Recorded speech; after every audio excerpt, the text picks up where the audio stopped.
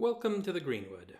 I'm your host, Thaddeus Papke, and this is the podcast where we peek under the hood of the most famous outlaw who may have never been. From archers and archaeologists to authors and actors, we interview subject matter experts and content creators to learn why this figure continues to endure and consider what we can learn by examining what historian Maurice Keene called the matter of the Greenwood.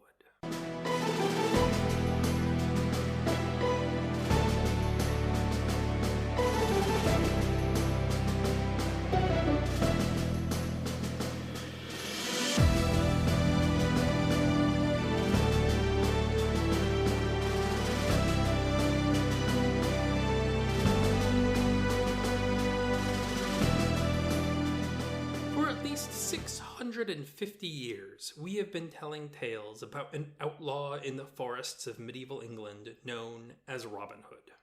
He's been portrayed as a violent criminal, a distressed aristocrat, an elfin trickster, a leader of anti-authoritarian rebellions, and, more often than not, a hero. And it was the search for a hero that led Tomasz Stajszczak and the rest of the team at Mean Astronauts to consider Robin Hood when looking for a subject to center their open-world role-playing game around.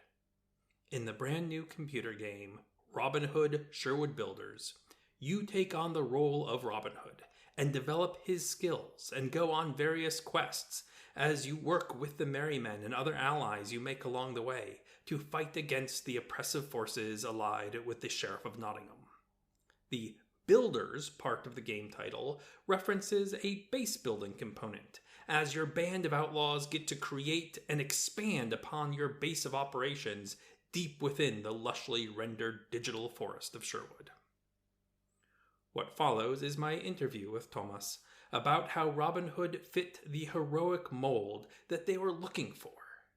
Details about how this game came to be, how it plays, about the iterative process of continuing improvements to the game, and some of the interesting and amusing challenges that come with translating an expansive role-playing game into multiple languages.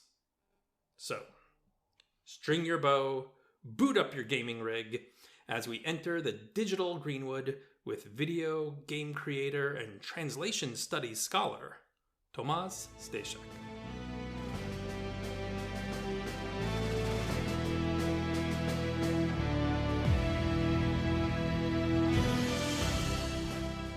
Well, thanks so much for joining me. It's a pleasure to meet you. Likewise, thank you for having me. Very, very glad to join you too. Yeah, let's start by just having you introduce yourself, state your name and your role with Mean Astronauts and the development of the game Robin Hood Sherwood Builders. Yeah, so I'm Tomasz Stajszczak, and I'm the CEO of Mean Astronauts, the studio behind the entire project of Robin Hood Sherwood Builders. So apart from all kinds of managerial tasks, when it comes to the project of the game, I was also responsible for coordinating localization into the different versions. I myself have personally translated the game from Polish into English, so that was also my role in the project itself.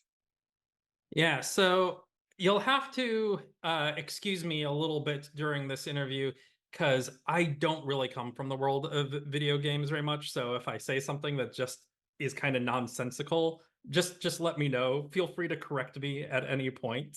The game looks wonderful. I've been watching trailers. I've been watching playthrough videos. I don't have a PC that I could play it on, so I haven't had a chance to check it out myself.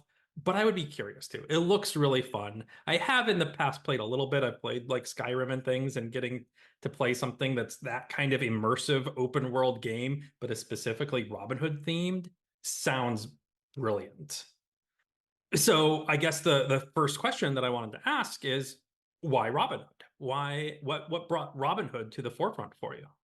The short answer I could give is, how could we possibly not get interested in Robin Hood? Yeah, okay, but to answer a little bit more seriously, or should I say extensively, because that was kind of a serious answer. Why not Robin Hood? Because, well, from our own personal experience when it comes to storytelling, and whichever medium you happen to want to explore that storytelling in, we honestly felt kind of starved for this golden age of storytelling kind of dynamic that you could get, whether it comes to games, books, movies, whichever medium you prefer. So we felt that many people must have shared this sentiment, that they were starved for this really conventional heroic story kind of framework. So your very straightforward approach of good versus evil. There's the hero, a very clear-cut hero model. He or she stands in opposition to a very clear-cut model of evil. So we wanted to kind of do away with many of the modern storytelling solutions that you get this post-ironic 4D chess, everything is as significant as you please, everything is as insignificant as you please, and everything gets to be nebulous. So we didn't want to end up with that for our storytelling of the game. Who could be a more perfect model for this kind of approach than Robin Hood? So he ended up very clearly our choice for the game story. And why don't you go ahead and tell us a little bit about the game for audience members who might not be familiar with it? What do you do in this game? Who do you play? How does it progress? So it's kind of a convenient start for me that you did mention a little bit of experience with Skyrim before, because as you also pointed out, Robin Hood Sherwood Builders is in fact an open world RPG. So it'll bring to mind titles such as this one, of course. So what we do in the game, as befits an open world RPG, is there's a world to explore, there's questing, there's a story that you follow, all the while making choices for character development in terms of raw gameplay matters. So you improve the character's skills. In this case, of course, the main character is Robin Hood. You improve the equipment that you use. You do a little bit of crafting, a resource gathering, but there's more. We wanted to have an innovative approach to how we design an open world RPG. So there's also a slight building element. You've probably anyone interested in recent RPGs has probably noticed that this is an element present in many other titles, but we put our own slight spin on this. I probably have an opportunity to expand on that a little more. So, bottom line is, yes, we're what we have with our project is an open world RPG with all the trimmings that you could expect from a game belonging to this genre. So as an open world game set in medieval England, what are the sort of areas that you as Robin Hood go and explore?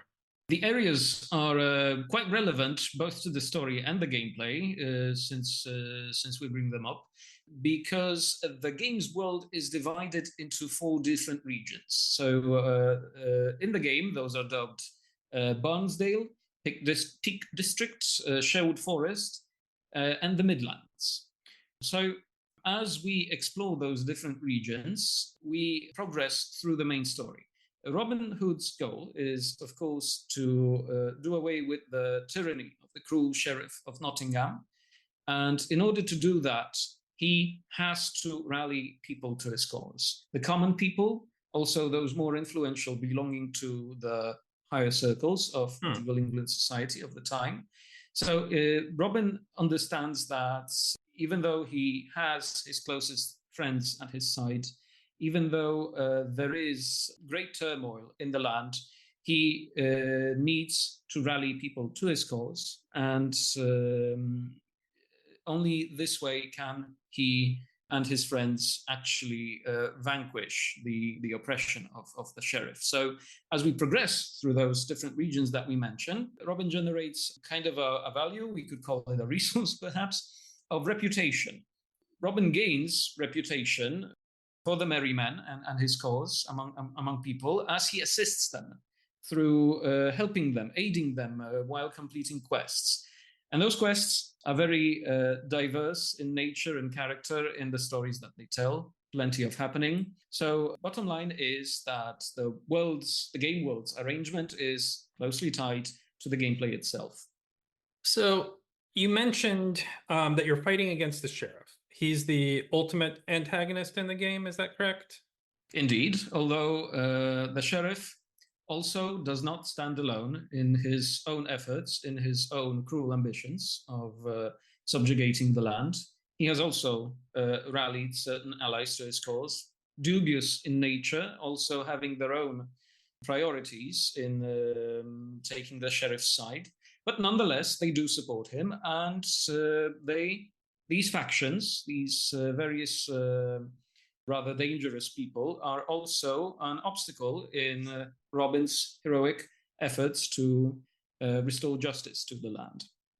Now, I saw something mentioned in, I think it was a gameplay video of one of the demo versions, where the YouTuber mentioned that the game was set sometime in the early 1200s after the reign of Richard I.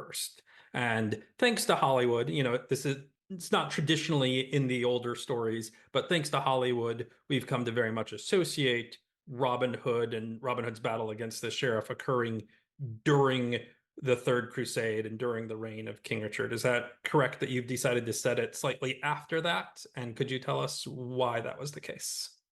This choice certainly circles back to what I mentioned previously, that we want this very clear-cut role for Robin, and this means de facto a role for the player who assumes Robin's identity in the game, the very clear-cut role of a hero. So you'll have to forgive me if my knowledge of medieval England's history is superficial at best, but I've come to realize that English kings were very often unpopular for one reason or another. Mm-hmm. So it's unlike what Hollywood has accustomed us to, it's hardly the case that we can set any specific king from the period as this very definite hero. Even Richard the Lionheart had his opposition, and come to think of it, very clear ground for why that opposition took place. Mm-hmm. We could bring up the fact of his absence from the country, his different priorities, rather than very specifically caring for the people. So no specific king was this clear-cut positive background for a heroic character such as Robin. So the choice was, let's do everything to focus on Robin, because yes, Hollywood has accustomed us to Richard the Lionheart being this very clear side protagonist to Robin, but was that really the case? Not necessarily. Mm-hmm. So that's our choice that we made.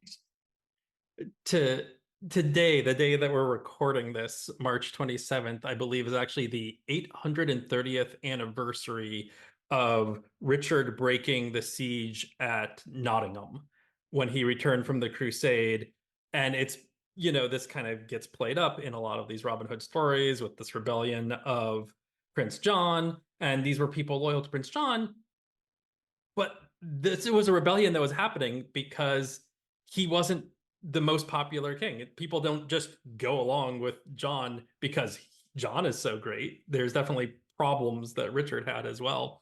And I'm a big fan of that decision that you made. I think it does speak well to that idea of you're the hero. You're not just the placeholder waiting for somebody else to come back and fix the problems.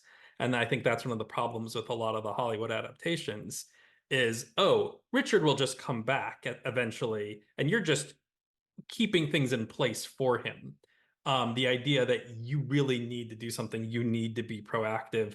Things aren't going to be fixed unless you do something. I think is a very powerful idea. And I was really excited to see that as a component that you had worked into the game. Thinking about it being, Robin Hood themed, we've talked about Richard, we've talked about the Sheriff of Nottingham, Robin Hood, of course. And you mentioned that you've got the merry men in there. You've got those characters that are associated with Robin Hood. What are the kind of elements of the Robin Hood stories that you especially wanted to include? And what and were there any that you initially wanted to, but kind of couldn't figure out how to work in? Obviously, we couldn't do the Robin Hood mythos without the merry men being present. So that was a huge priority to make these characters appear in our game. And well, if there's one thing that only the most ambitious plans could have realized in our project, was to continuously have the merry men present somehow at Robin's side. Unfortunately, well, that would very strongly interfere in our design choices to further develop the rest of the game's world. So the merry men have their presence in the game. Initially, they do, and they continue being present in the village as the game goes on, and perhaps we'll do something more with that in the game's future updates. We do have plans for that as well. But if there's one thing that we would have wanted to include, was to draw further and further inspiration from the Robin Hood ballads, where we explore so many stories of all the different characters in the Robin Hood mythos, not just Robin Hood himself. We would have wanted to draw more deeply from them and include more of those stories somehow transplanted into the game. But we did have the task of developing an entire world with other characters telling their stories. So we also needed to make room for that. That was kind of a compromise situation, we could perhaps say. Who are your favorite characters to sort of develop and give voice to? Robin Hood himself was as the great focus of the story. Obviously, that doesn't need explaining why.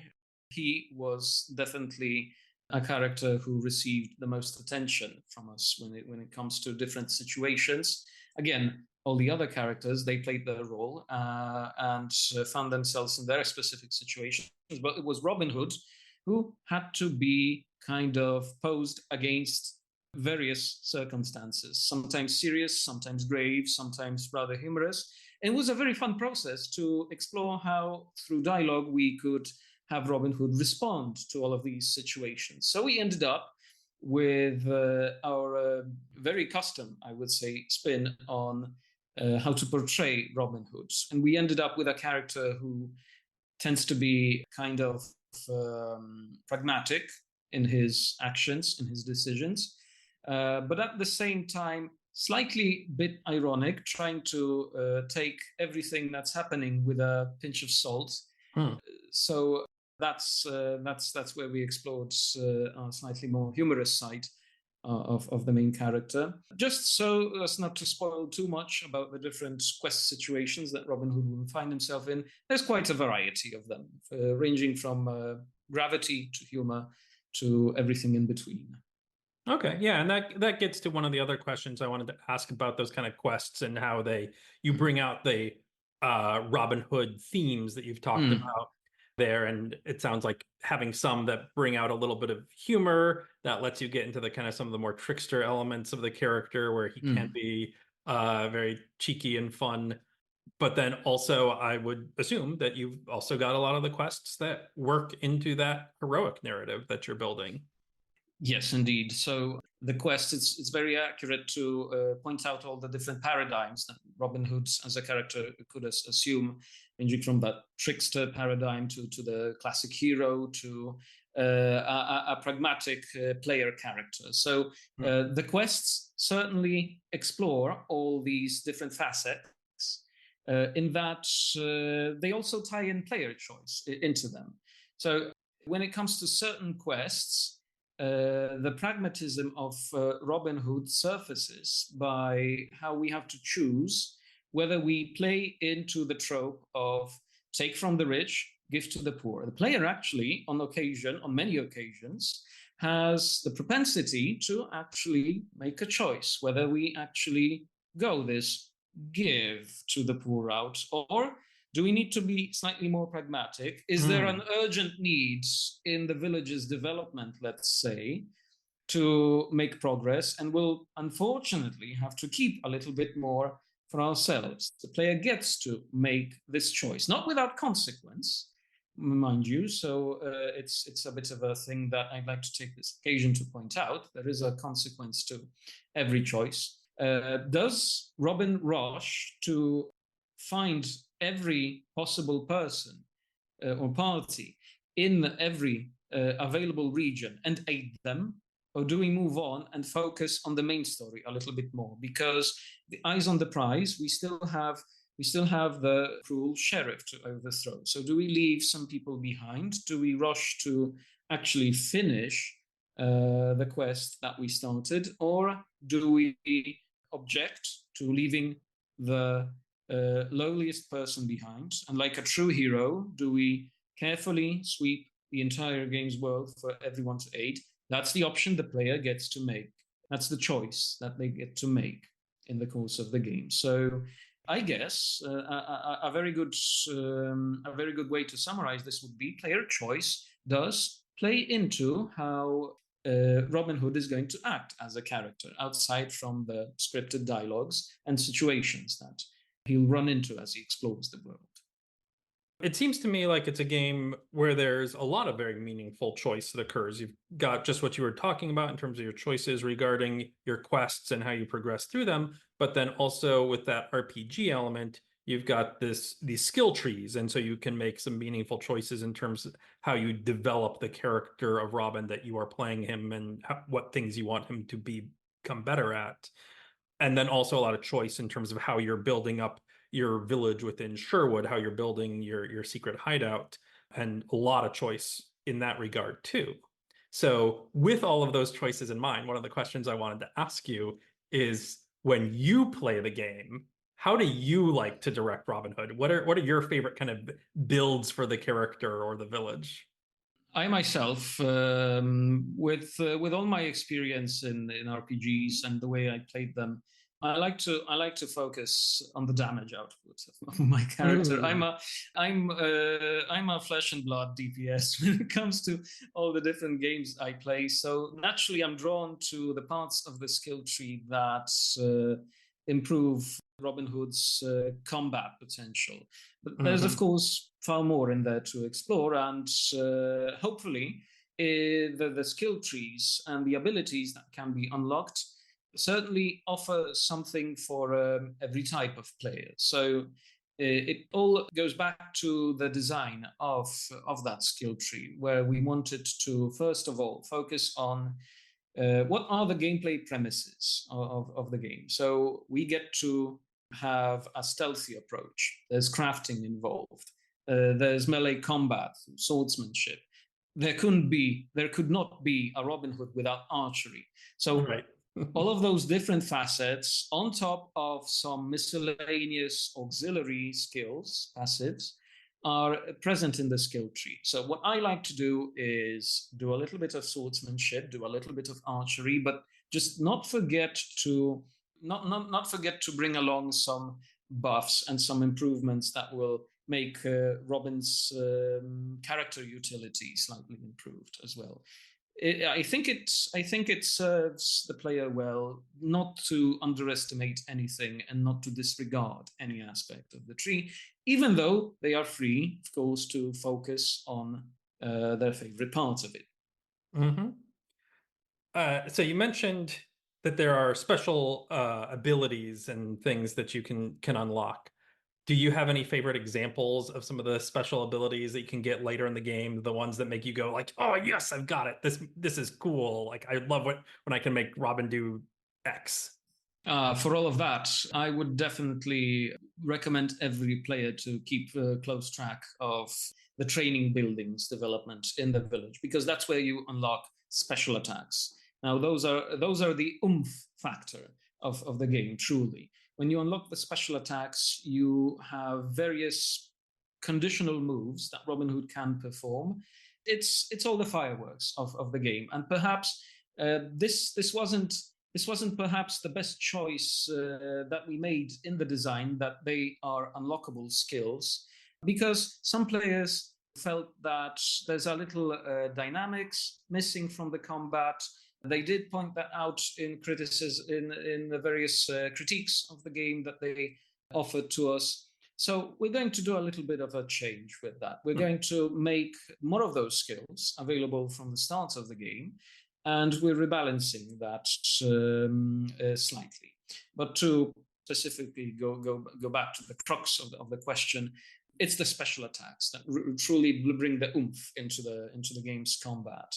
Can you give an example of an extra cool special attack? Like, what's something that you just kind of love to see on the screen when it happens? I like to invest in the slow motion abilities. You get that from the start of the game, of course, but when you can improve the duration of your slow motion, you can do some very neat trick shots with the bow. So that's what I really like to do: trigger the slow motion modes of the combat, and then land that perfect headshot. If it's accompanied with a kill cam, well, that's just the optimal satisfaction you can get from landing such a shot. Yeah, sounds very cinematic there.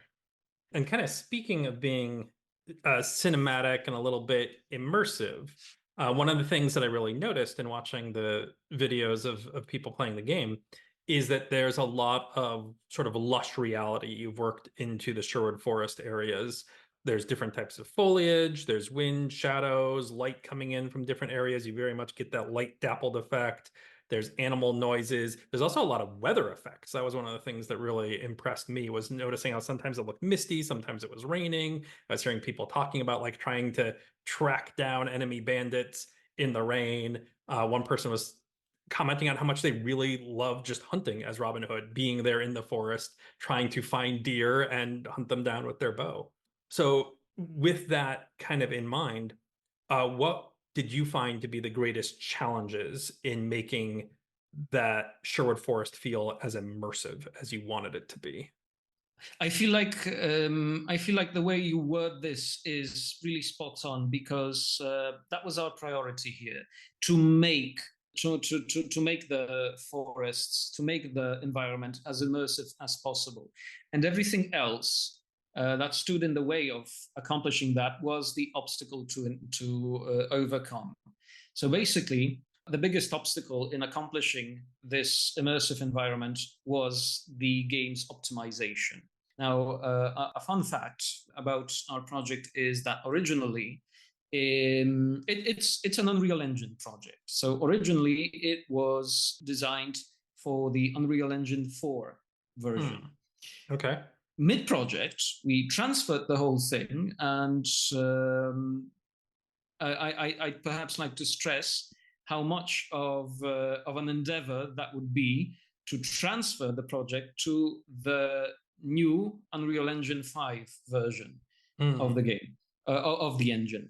And I'd like to stress how much of an endeavor that could possibly be when we're talking about no small project, but a fully fledged open world RPG with tons of locations, etc., and stuff going on. Why we wanted to do that is because we wanted to really maintain the immersiveness without sacrificing anything. The new version of the engine allowed us to do that. Although it was a neck-breaking process, we did it. We wanted to, because that would deliver to the players the best environmental experience possible. And thanks to it, hopefully, we have accomplished just that. Okay. So I have a few more questions here that have come from the fan community. These are questions that came from friends of the show on the Discord server that was set up by Mike Nichols. Listeners to the show, if you reach out on social media with the channel Into Greenwood on Facebook or what used to be called Twitter or Blue Sky, Into Greenwood. You can get an invite to the Discord, and that's where these questions are coming from some of our community there. Some of them you've already kind of hit on a little bit, such as the question of the skill trees and what kind of directed your path. But we also do have the question, when trying to make a game about Robin Hood, what did you feel free to take liberty with? And what did you feel had to be maintained to keep it truly Robin? Certainly, any question like this immediately directs to the fact that we're developing a video game. So that's the moment, that's the circumstance that really twists your arm into taking liberties on all sorts of things. So primarily, you need to end up with a video game, and you end up taking liberties with historical accuracy, with the way any characters that you draw from are portrayed in different canons. There are all sorts of things that sadly you do need to prioritize the video game aspect over. That is not to say you're free and you're excused from respecting any sort of canon. You make the choice to draw from this particular mythos or this particular beloved character. You need to respect the character in some way. So again, it's a matter of compromise in a certain sense. So the one thing we took liberty with is Robin very frequently ends up in a rather passive role, despite everything we might see in the game.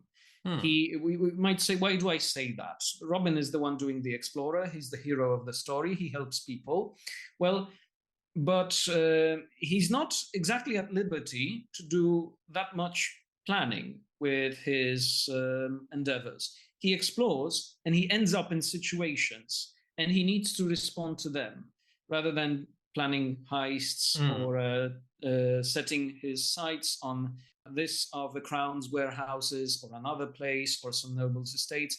All these situations take place in the game, but they do happen to Robin as he explores. That's a bit of a liberty we've taken, but it was necessary for the entire premise of our world you're exploring and you're running into a story that takes place. So Robin still can run into a caravan from the royals that he can choose to take from the rich. He still encounters people who urgently need aid, and he can make the choice of aiding them. But rather than a planner, he is someone who gets involved in a situation that already takes place. This plays into the kind of a nation in crisis, kind of a scenario that is playing out in the game, but still, it's this kind of character that we end up with, rather than an active mastermind of certain events. It does seem like we're very intentional with thinking about the Robin Hood character. Like you said, you wanted to bring from the ballads where you could. You really wanted to emphasize how he is a heroic character fighting against an oppressive force. You have meaningful choices in terms of the giving to the poor and helping the people who are oppressed. So not just, directly fighting, getting into physical conflicts, but also helping people in need as he encounters them. And you've mentioned some of this trickery. You also said that for a Robin Hood game, you have to have archery. So that's an important part too. He lives in the forest. So these are a lot of these kind of core Robin Hood identity components that I can all see there. When I think of Robin Hood, I incorporate all these elements. I also tend to include the inspirational component, and I feel you were kind of addressing that some in your last answer. But the other component, in addition to all those, that often comes to mind is the romantic element. Do you have an element of romance in your game and your version of Robin Hood? Certainly, if I'm interpreting the term of romance accurately, because we can also take a broader cultural interpretation of what romance is, but a good point. But there's of course also the relationship, also a classical theme from the Robin Hood mythos, the relationship between him and Lady Marian.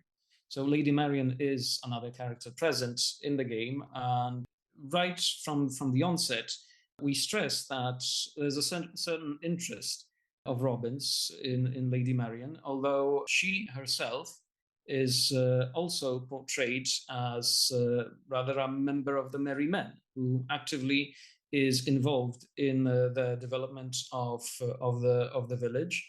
She is portrayed as a character who finds a lot in common with Robin. We can immediately identify that through the slightest mention of the fact that she also behaves similarly to Robin Hood, finding people to help, and she brings aid to them. So she's kind of a parallel to him, and that's where the characters click. But aside from Robin Hood himself and Lady Marian, we also encounter characters in side quests in the main story who want to simply find happiness in love. The circumstances of what's happening in the game's world is not very conducive to that at every turn. So with Robin's help, people can survive also in their relationships. There is a story of a young couple in one of the game's side quests who venture slightly too far into the woods, and they encounter a band of hostile robbers. Luckily, that's where Robin Hood happens upon them and can aid them in this dire predicament. It's one of those moments where we can experience all kinds of facets of a romantic relationship. Because if the player fails to protect one of the lovers sufficiently and they die in this encounter, well, the situation develops accordingly. But if we perform adequately well, we have the chance to save both of them and walk away from the entire ordeal with the awareness that we have secured budding love in such dire circumstances. So there is a theme like that as well. That's really compelling to me. I really like that idea that there are potential different outcomes, and that it's not just a binary succeed in the quest or fail in the quest, that there's different potential outcomes depending on the action and what occurs through the gameplay. Certainly, although I must sincerely stress that there are many quests of this nature, so as to be completely honest with everyone listening about our quest structures and nature. So there are quests like that as well, but there are some that are pass fail. That's a tried and true design of also designing quests. So we stuck to what is tried and true in many of our design choices, with the intention of making the game also enjoyable in a familiar way, not just all the innovative aspects. So to go to another question from the fan community, when making a game about a character like Robin Hood, who's famously known for amazing archery skills, what was the process like for designing this game's archery gameplay?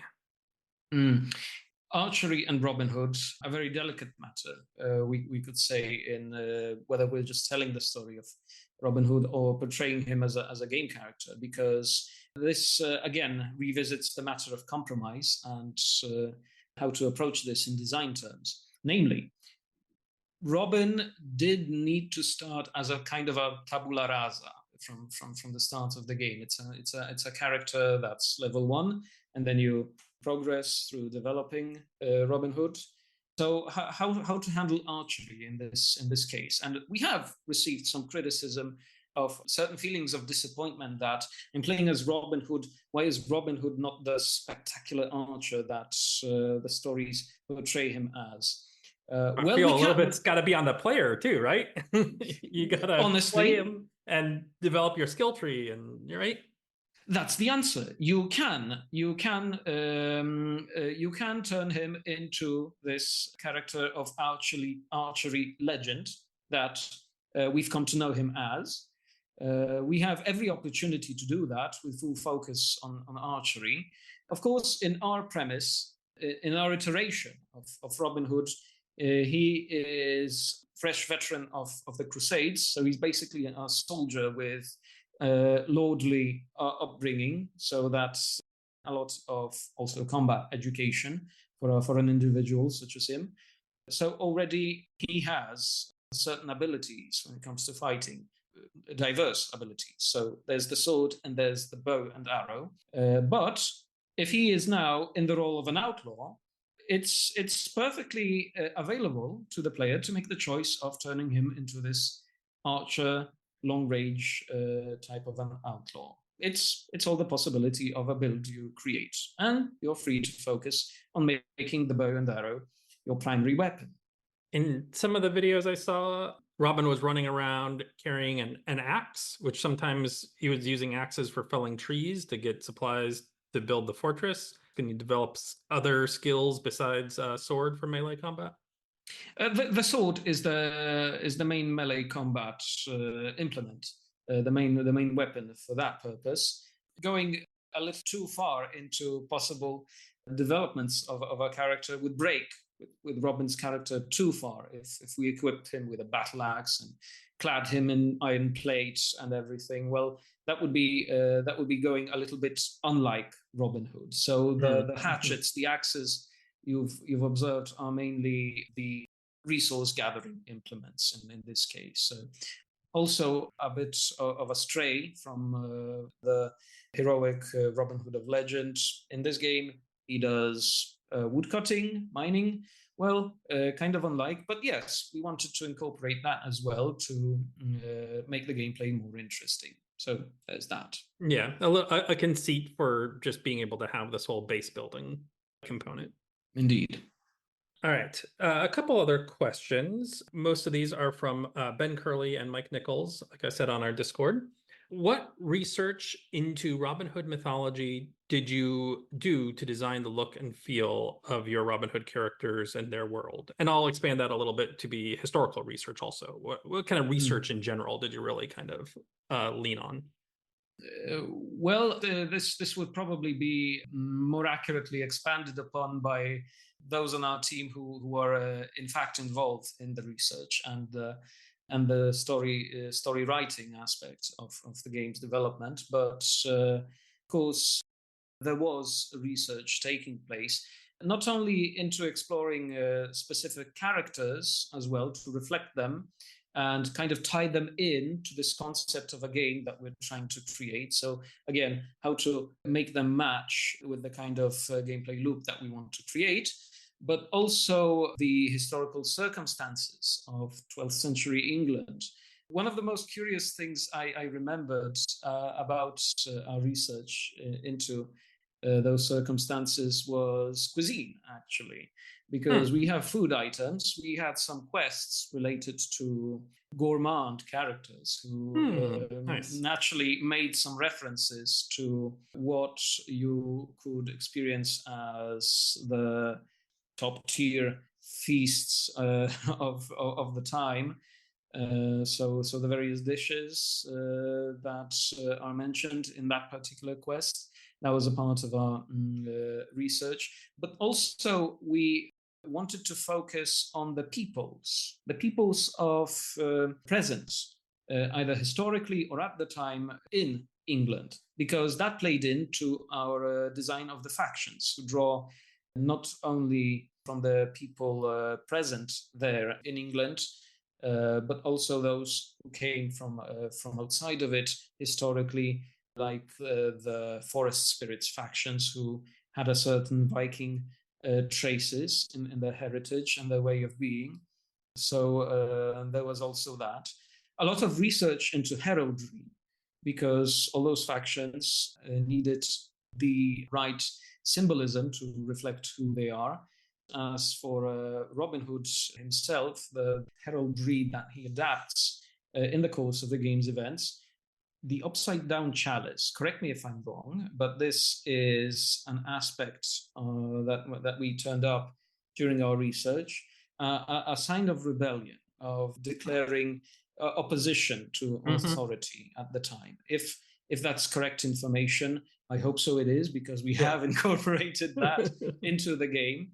So it's all little bits and bobs, apart from researching into the merry men characters from the Robin Hood mythos. We also did a slight bit of research into history to make it somewhat of a plausible setting for the game's events. So you mentioned, speaking of your the different roles that went into it, about how many people worked on this project together? Our core developer team actually amounts to no more than 7 people, which is highly unusual for a game genre of this kind. We have naturally outsourced a lot of the efforts that were also required into completing every aspect of the game. Like we couldn't possibly forget the invaluable Matt Curtis, who lent the voice of Robin Hood. You may recognize Matt from lots of different roles. He started lending his voice talent to lots of different characters in various shows and so on. And we had the amazing opportunity of working with him as well as the voice of Robin Hood. Did you have 2 voice casts, Polish and English? All the audio is exclusively English language in the game. So when it comes to localizations, we're working strictly with text. That's a challenge in itself as well, because it's quite a portion of material to address. Yeah, I was going to ask about that. You mentioned having done the translation yourself, and I was going to ask, aside from just the amount of time, were there any particular challenges that you encountered with the translation? I can't possibly deny myself this opportunity of mentioning that I'm a translation studies major by education, and as a constant fan of the video game medium, I have combined the two, and I have been working with video game translation enough that I dedicated my PhD to the topic of game localization. So I knew right from the start that this has to be the role for me in the team. That's what I must do. it's my purpose in this. That's one of the funner and more interesting directions I've seen somebody take their PhD. Indeed, although exploring video games on an academic level has been something that's been going on in various fields. Oh, yes. Although you haven't had, at least at the time of my thesis defense, you didn't have that much of it going on in the field of translation studies. But for decades now, video games have been receiving academic knowledge, academic attention, so that the appropriate knowledge base could be developed. And I'd say I'm very appreciative of that, because it's a direction to take if we want to enjoy video games on an increasingly higher level. But to properly address the question you put forward, the cultural aspect of translation is very often the biggest challenge you can face when making your translation decisions. I'm a very great enthusiast of a pragmatic approach to translation, a functional approach, we might say. So the purpose that the translation is meant to serve to the target audience in the target language takes precedence. But how can it, when not everything that's English language culture, medieval 12th century England matters, can be appropriately transplanted into the Polish language cultural setting? It's a challenge that's faced with any other language localization as well. Well, the choices there are up to the translator, honestly. Do we take this opportunity to inform the Polish speaker, the Polish target audience? Do we take this opportunity to entertain them by making the reference slightly more on the Polish side rather than the English side? Some changes are inevitable in translation. It just lies with the responsible translator to make a conscious decision on how to address such particular situations. It's a case-by-case matter. Can you give us any particular examples of something that you found especially challenging, or something where you took an opportunity for that little bit of humor? Swear words. Yes, that's always a popular one. Yeah. Always a popular. The first thing that many of my friends disclose knowing when they share knowledge of Polish language, and they approach and tell me, I know a little bit of Polish. Oh, do you? And then they start sharing what bit of Polish exactly they are familiar with, and I just can't help but laugh. And it's all really endearing, honestly. But in the scope of the game, well, I had to think of something. Honestly, I wanted the swear words to be recognizable as swear words, but I didn't want them to perhaps on every single occasion be so heavy as to be distracting, as to be the focus of the conversation.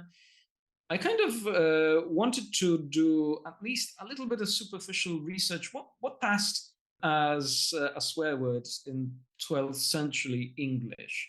Could I possibly find something? I believe what I ended up with was a bit of not exactly not so much idiomatic solution as a neological one.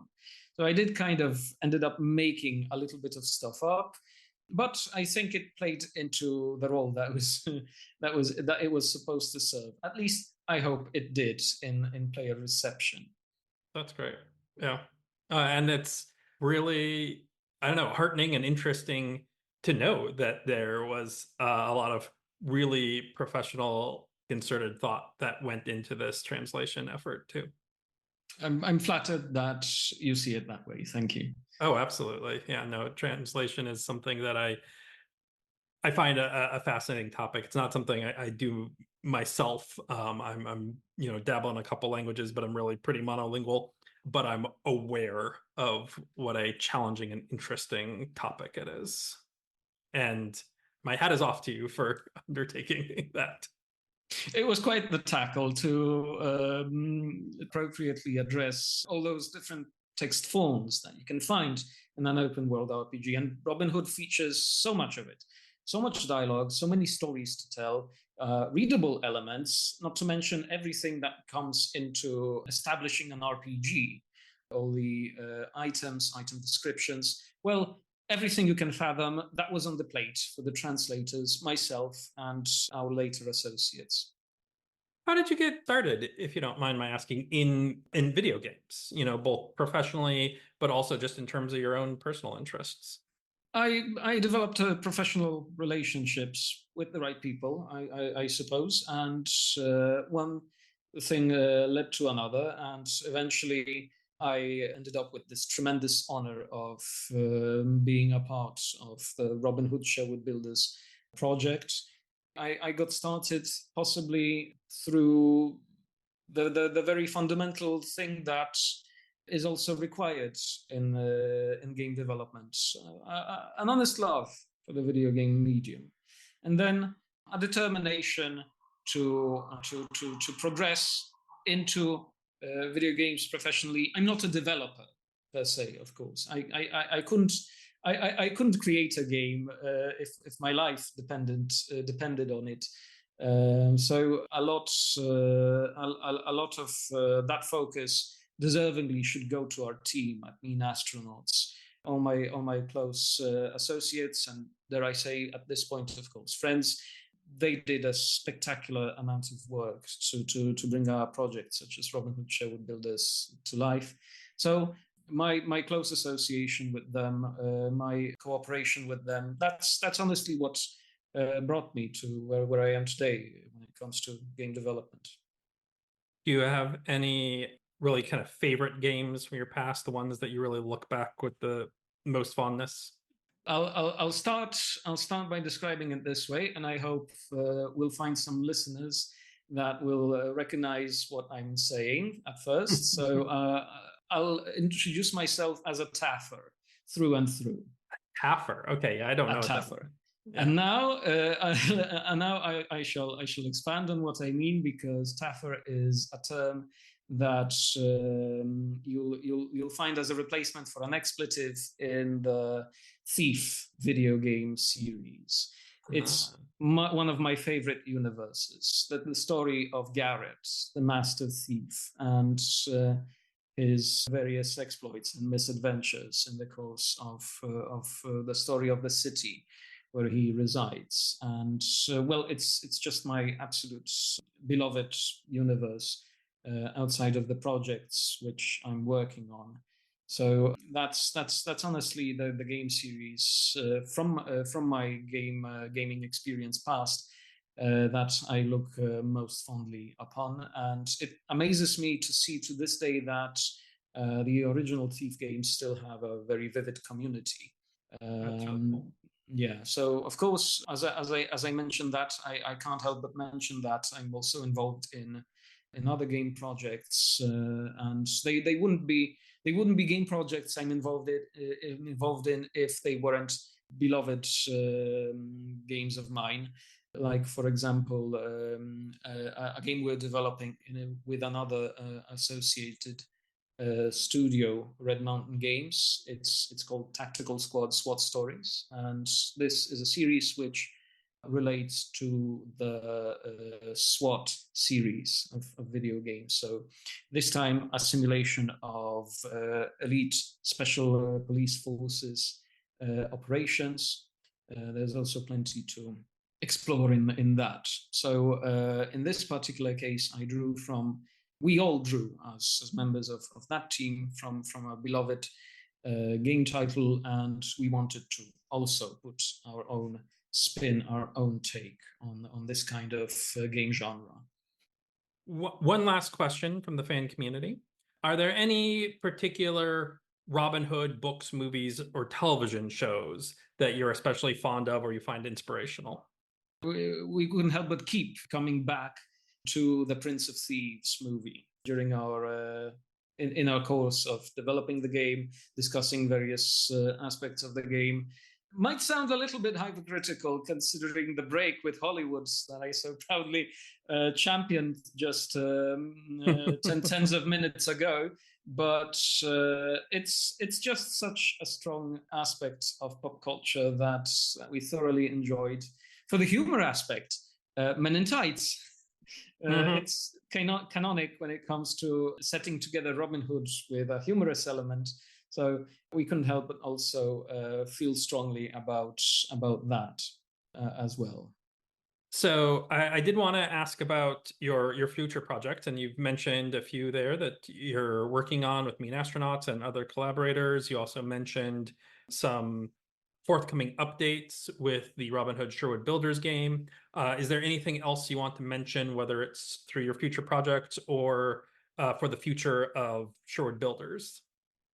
We're definitely going to take up more projects in the future for entirely new games, although the updates that we're currently planning are the sole focus of our current efforts.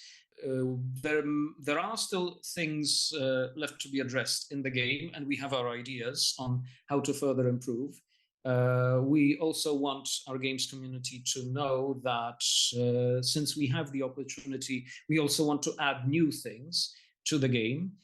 So I'm very happy to let the listeners of this podcast be the first ones to be notified that Robin Hood Sherwood Builders is receiving its first major update as soon as tomorrow. Oh, wow. As of the time of our conversation here. Yeah, yes, so that will by the time this episode comes out, which will hopefully be in the next week or so, it will already be out. Yes. So yes. So noted for my efforts that I wanted to bring it to your attention as first. but yeah.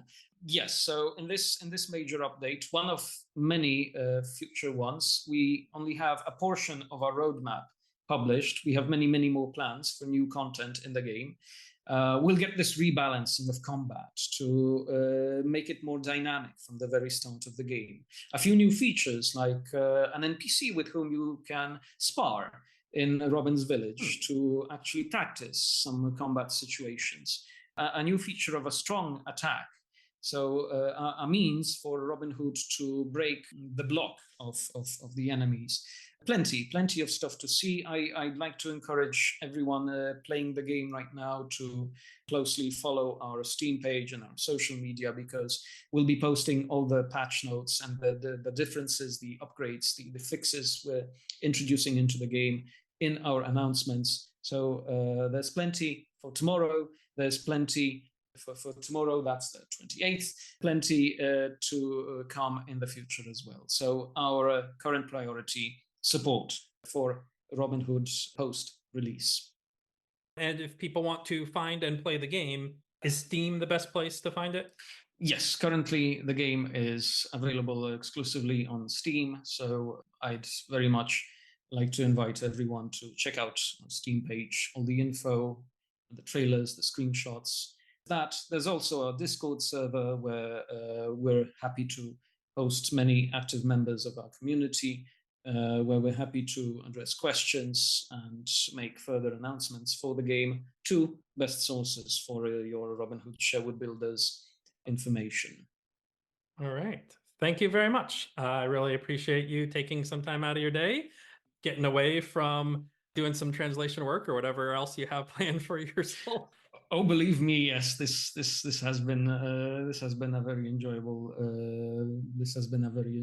time to it. I thank you kindly for having me again, and it's been great answering your questions and talking about the game.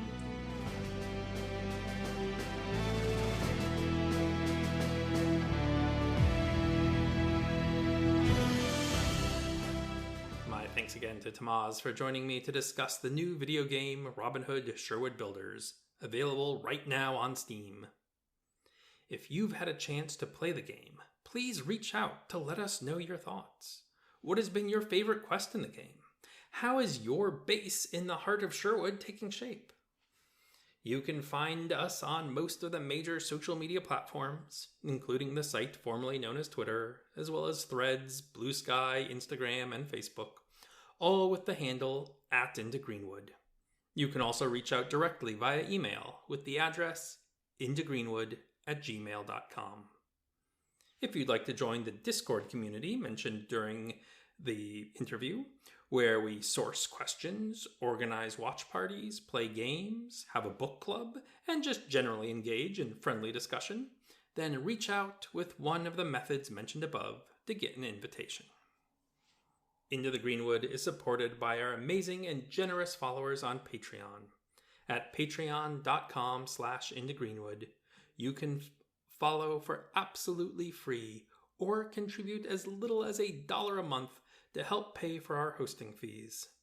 Patrons at the Merry Bandit and Notorious Outlaw levels also get bonus content that can include extended interview segments or special exclusives. The most recent Patreon exclusive was some extra delightful tidbits of my interview with archer extraordinaire Patricia Gonzalez that include some really fun discussions about her hunt for a historic bow through the streets of Schleswig and how her history-inspired tattoos get incorporated into her archery lessons.